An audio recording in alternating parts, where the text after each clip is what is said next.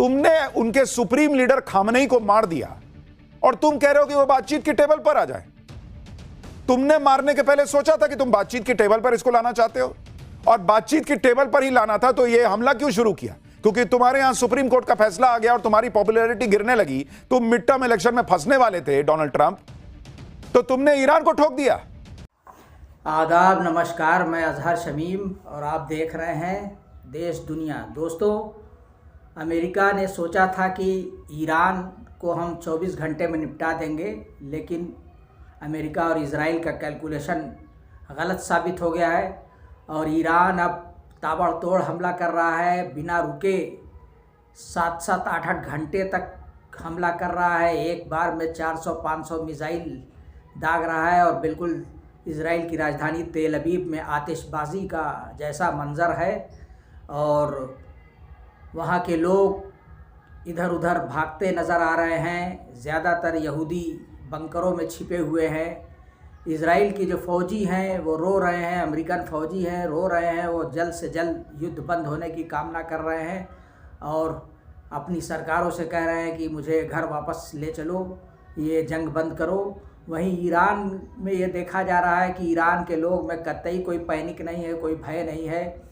उन्होंने अभी अपने यहाँ जो 150 बच्चियाँ शहीद हो गई अमेरिका के हवाई हमले में, उस पर एक साथ उनका जनाजे का जुलूस निकला और उसमें पूरा ईरान सड़कों पर उमड़ आया और उनकी जो औरतें हैं वो कफन बांधकर सड़क पर निकल आई हैं। वो नारा लगा रही हैं कि हम शहीद हो जाएंगे लेकिन अपनी बेइज्जती मंजूर नहीं करेंगे, अपने मुल्क पर इजराइल का कब्ज़ा बर्दाश्त नहीं करेंगे। इधर ईरान लगातार कुवैत में, कतर में, बहरीन में, दुबई में ज़बरदस्त हमला कर रहा है। अभी उसने बहरीन की राजधानी मनामा में एक बिल्डिंग को ध्वस्त कर दिया। दुबई के कई होटलों में जहां अमेरिकी फ़ौजी रुकते हैं, ठहरते थे, उस पर हमला हुआ है।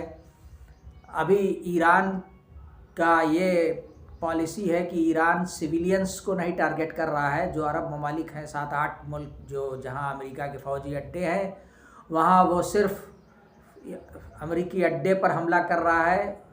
वो अभी सिविलियंस को कतई टच नहीं कर रहा है, जबकि अमेरिका और इजराइल तेहरान पर हमला कर रहे हैं तो वो नागरिकों पर हमला कर रहे हैं, सिविलियन एरिया पे हमला कर रहे हैं। कारपेट बॉम्बिंग की खबर आई है।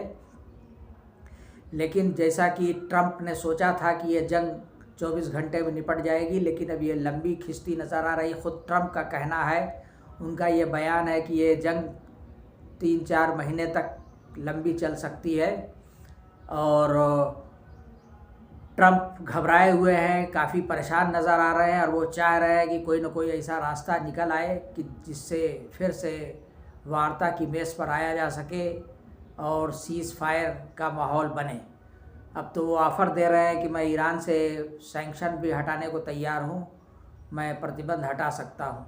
लेकिन इसके बावजूद ईरान ने साफ साफ कह दिया है कि शुरू तुमने किया है, ख़त्म हम करेंगे और ये जंग अब रुकने वाली नहीं है।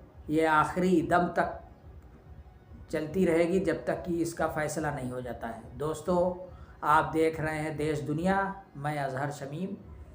आपका बहुत बहुत शुक्रिया। आप इसको ज़्यादा से ज़्यादा लाइक कीजिए, शेयर कीजिए, कुछ ना कुछ कमेंट्स कीजिए।